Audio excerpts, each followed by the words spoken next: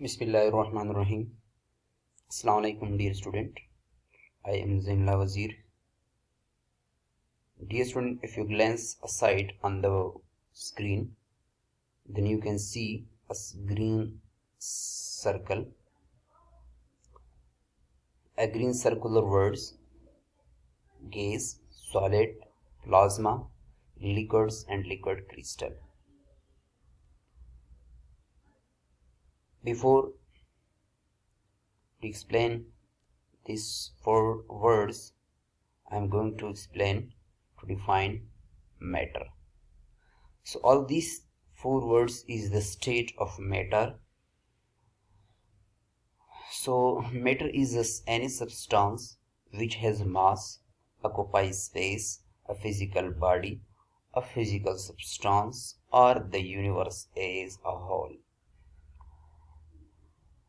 यानी कोई भी मैटर हो, उसका मास भी ज़रूर होगा, उसको स्पेस ज़रूर एग्जिस्ट करेगा, और इसकी फिजिकल बॉडी भी होगी, और ये फिजिकल सब्सटेंस है।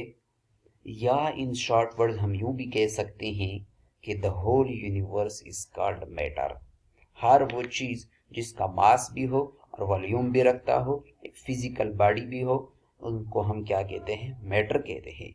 या इन शॉर्ट वर्ड्स भी आप यूं भी कह सकते हैं the whole universe is called matter.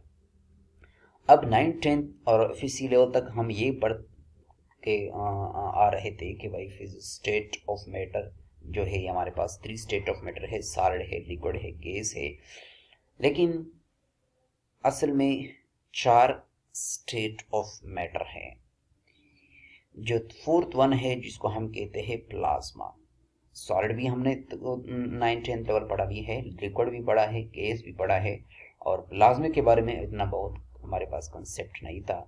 अब इसको हम थोड़ा सा टच करते हैं कि what is plasma, what is solid, what is liquid, what is gas, and what is the main difference between these 4 state of matter.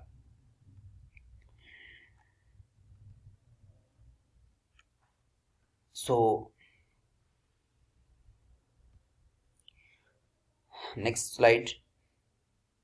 Dear student, अगर आप इन 4 स्टेट ऑफ मैटर को आप पिक्चर को सिर्फ देख ले तो यकीनन तकरीबन 80% आपको समझ आएगा कि सॉलिड की स्टेट में है, लिक्विड की स्टेट में है, गैस कौन सी स्टेट में है, और प्लाज्मा तो बिल्कुल ही अपोजिट हमें नज़र आ रहा है। और थोड़ा बहुत इसका डिफिनीशन, इसका एक्सप्लेनेशन मैंने नीचे सॉलिड, लिक्विड, गैस और प्लाज्मा का दिया हुआ है। लेकिन इन डिफिनीशन और पिक्चर से ज़रा ऊपर अगर आप लोग देखिए तो यहाँ पे मैंने एक लाइन को ड्रा किया हुआ है। उस लाइन को अगर आप देख लें, ये हमारे पास जो लाइन है, ये इंक्रीज ऑफ एनर्जी, किस डायरेक्शन की तरफ एनर्जी इंक्रीज हो रही है? ये from left to right direction हमारे पास एनर्जी इंक्रीज होती है। इसका मकसद क्या है? इसका मकसद ये है कि जो हम एनर्जी इस सॉलिड की तरफ से लेकर और प्लाज्मा की तरफ जो हम एनर्जी इंक्रीज करते रहेंगे, और साथ साथ स्टेट ऑफ मैटर क्या हो जाता है? चेंज होता है। इसका मेन मकसद ये हुआ, इसका मेन मीनिंग ये हुआ कि मैटर का जो स्टेट है वो किस चीज़ के ऊपर डिपेंड करता है। जब वो एक स्टेट से दूसरी स्टेट को क्या करता है? इख्तियार करता है। तो इसका मेन रीज़न ये है कि energy is the origin which change the state of matter from one state of matter to another state of matter। तो इसका एक तरतीब के साथ इंक्रीज होता है। जब हम सॉलिड को एनर्जी देते हैं तो फिर वो कौन सा स्टेट को फॉलो करता है, वो कौन सा स्टेट अकर करता है? वो लिक्विड स्टेट इख्तियार करता है। लिक्विड का अगर थोड़ी बहुत हम एनर्जी दे दे तो फिर कौन सा स्टेट को क्या करता है? फिर लिक्विड गैस फॉर्म बनता है। अगर थोड़ा सा और भी एनर्जी हम इंक्रीज करते तो फिर एक नया स्टेट ऑफ मैटर बनता है जो अभी तक आपके नॉलेज में नहीं हुआ होगा। तो वो है हमारे पास क्या है? प्लाज्मा। तो यहाँ पे हमारे पास सिंपल मॉलिक्यूल्स और एटम है, यहाँ पे वही सिंपल मॉलिक्यूल्स ऑफ एटम्स है, और यहाँ पे सिंपल वही मॉलिक्यूल्स ऑफ एटम्स है। और यहाँ पे क्या हो गए? वो एटम हमारे पास कौन सी फॉर्म में चेंज हुआ? इन the form of electron and nuclei of the atom. जब हम किसी सॉलिड को हम इतनी एनर्जी दे दे कि वो क्या कर ले, लिक्विड में चेंज हो। लिक्विड में चेंज क्यों होता है? वो इसलिए चेंज होता है कि मैटर इन मॉलिक्यूल के बीच में जो बॉन्ड होता है वो बॉन्ड ब्रेक होता है, और उस ब्रेक ऑफ की वजह से क्या होता है, उसका जो एक रेगुलर शेप होता है वो चेंज होता है इरेगुलर शेप को, जिसको हम कहते हैं सॉलिड लिक्विड। अगर उसको थोड़ा सा और एनर्जी हम ज्यादा दे दे, आपको नजर आ रहा होगा यहाँ पे एनर्जी इंक्रीज करते हैं फ्रॉम लेफ्ट टू राइट, तो अगर थोड़ा सा और भी एनर्जी दे दे तो इसके बीच में जो हमारे पास बॉन्डिंग था, तो वो इंट्रामॉलिक्यूलर बॉन्डिंग जो है वो और भी क्या हो जाता है, वीक हो जाता है। तो उसके वजह से तो फिर वो लिक्विड गैस फॉर्म में क्या हो जाता है, चेंज होता है। अगर इस और भी हम ज्यादा एनर्जी दे दे तो वो क्या करेगा, बॉन्ड तो दूर की बात है, एटम बजाते खुद क्या हो जाता है, कोलिप्स हो जाता है in the form of electron and nuclei, which is the fourth state of matter, which is called plasma. So यहाँ पे इसको डिफिनेशन मैंने चारों को दिए हुए हैं, इसको आप जरा तफसील के साथ आप एक नज़र रीड कर सकते हैं। आगे चलते हैं एक और स्लाइड की तरफ। यहाँ पे अगर आप लोग देखा जाए एक और मैंने एक फिजिकल डेली लाइफ जो आप लोगों को नज़र आ रहा है। आजकल रमज़ान का महीना भी चल रहा है, जहाँ पे गर्मी का मौसम है।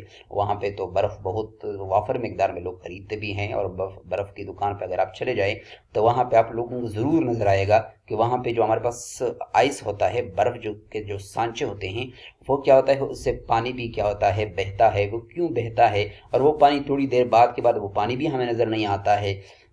तो ये हमारे पास वहाँ पे आप फिजिकली एक्सपेरिमेंटली आप उसको आप ये जज कर सकते हैं कि हम एक सॉलिड और एक स्टेट ऑफ मैटर को दूसरी स्टेट ऑफ मैटर को कैसे चेंज होता है। आइस को ये आप लोगों को नज़र आ रहा होगा, ये हमारे पास आइस है, और ये आइस क्या होता है, और यहाँ पे ये आपको लिक्विड फॉर्म में आपको नज़र आ रहा है, ये सॉलिड है। इसको ऊपर अगर आप ऊपर रोशनी पड़ जाए, इसको हम हीट एनर्जी दिया जाए, जो सनलाइट की जो शुआएं हैं जब उसके ऊपर पड़ती है, तो इसकी वजह से वो सॉलिड जो होता है, वो आइस जो होती है, वो हमारे पास क्या होता है, लिक्विड फॉर्म में चेंज होता है। ये दूसरा स्टेट बन गया, ये सेकंड स्टेट बनता है, ये सेकंड स्टेट ऑफ मैटर बन गया। ये फर्स्ट स्टेट ऑफ मैटर मिसाल ले ले। थर्ड स्टेट ऑफ मैटर में फिर क्या होता है, और इसके ऊपर एनर्जी साथ साथ इसके ऊपर लाइट पड़ती है, तो वो लिक्विड थोड़ी देर बाद हमें नजर नहीं आती है। क्यों? क्योंकि वो इन the form of vapour, in the form of gas क्या हो जाता है, स्पेस में चली जाती है। तो ये हमारे पास थर्ड स्टेट ऑफ मैटर बन जाता है। अगर इसी गैस को हम किसी कंटेनर में कन्फाइन कर ले और इतनी एनर्जी दे दे कि वो लिक्विड, वो जो हमारे पास वेपर होते हैं, वो किस चीज़ में कोलिप्स हो जाए इन the form of electron and the nuclei, तो वो स्टेट ऑफ मैटर जो होगा वो हमारे पास क्या होगा, प्लाज्मा होगा। तो ये है एक फिजिकल स्टेट, वो है जो आपको नजर आ रहा है। ये हमारे पास क्या है, थ्री स्टेट ऑफ मैटर, और फोर्थ स्टेट ऑफ मैटर हमारे पास क्या होगा, प्लाज्मा होगा। वो प्लाज्मा कौन सी फॉर्म में होगा, इन the form of electron and nuclei of the atom. आइए चलते हैं, यहाँ पे कुछ साइकिल मैंने बनाए हैं, इंतहाई मोस्ट इंफॉर्मेटिव साइकिल है इसको। और अगर आप देखा जाए, यहाँ पे दो कलर के साइकिल मैंने बनाए हुए हैं, और तीन कंटेनर है। एक पिंक कलर का है, एक साइकिल मैंने बनाया हुआ है, और साथ साथ दूसरा मैंने एक रेड कलर का साइकिल बनाया हुआ है। रेड कलर में हमारे पास क्या है, ये हमारे पास सॉलिड है, और ये हमारे पास लिक्विड है, और ये हमारे पास क्या है, गैस है। अब अगर किसी सॉलिड फॉर्म, किसी स्टेट में हमारे पास कोई मेटल, तो अगर उसको हम हीट देते हैं तो वो सॉलिड से किस फॉर्म में चेंज होता है, लिक्विड में। तो लिक्विड में जब चेंज होता है तो उस प्रोसेस को हम क्या कहते हैं, मेल्टिंग प्रोसेस कहते हैं। अगर लिक्विड को हम वेपर में चेंज करते हैं, गैस में चेंज करते हैं, तो उस प्रोसेस को हम क्या कहते हैं, वेपराइजेशन कहते हैं। अगर गैस को हम लिक्विड में चेंज करते हैं तो उसको हम क्या कहते हैं, उस प्रोसेस को डिपोजिशन प्रोसेस कहते हैं, जो बहुत कम लोगों को पता होगा। ये तो कॉमन है, लेकिन ये थर्ड वन जो हम है, गैस को सॉलिड में चेंज करने को प्रोसेस को हम क्या कहते हैं, डिपोजिशन।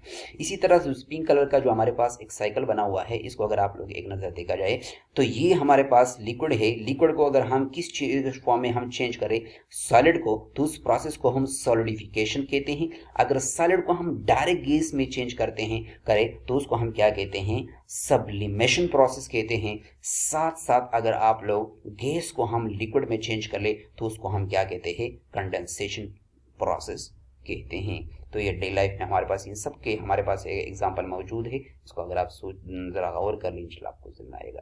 थर्ड वन हमारे पास है, ये हमारे पास फेज ऑफ मैटर है, ये हमारे पास सॉलिड है, ये हमारे पास लिक्विड है, और ये हमारे पास क्या है, थर्ड वन हमारे पास गैस है। यहाँ पे पार्टिकल बहुत दूर दूर है क्योंकि इसके इंट्रामोलिक्यूलर जो फोर्स ऑफ अट्रैक्शन बहुत वीक है, जिसकी वजह से पार्टिकल बहुत दूर दूर है। और यहाँ पे इन्होंने कंटेनर का शेप मुकम्मल इख्तियार हुआ है, फ्री स्पेस भी यहाँ पे बचा हुआ है। मिसाल के तौर पर हमारे पास लिक्विड वाटर है और ये मुकम्मल इसने वॉल्यूम को ऑक्युपाई किया हुआ है और फ्री स्पेस भी ऊपर बचा हुआ है। और ये हमारे पास सॉलिड है। सॉलिड किसी कंटेनर का वो शेप इख्तियार नहीं करता है, वो जिस शेप में होता है जहाँ पे उसको रख दे वही शेप उसका बरकरार रहता है। ये इस कोने में रखा हुआ है, वो अपनी शेप में है, और इसको अगर वाटर यहाँ पे रख दे तो ये वाटर पूरे वॉल्यूम को कवर करता है। इस तरह गैस को भी क्या कहते हैं, पूरे वॉल्यूम को कवर करता है।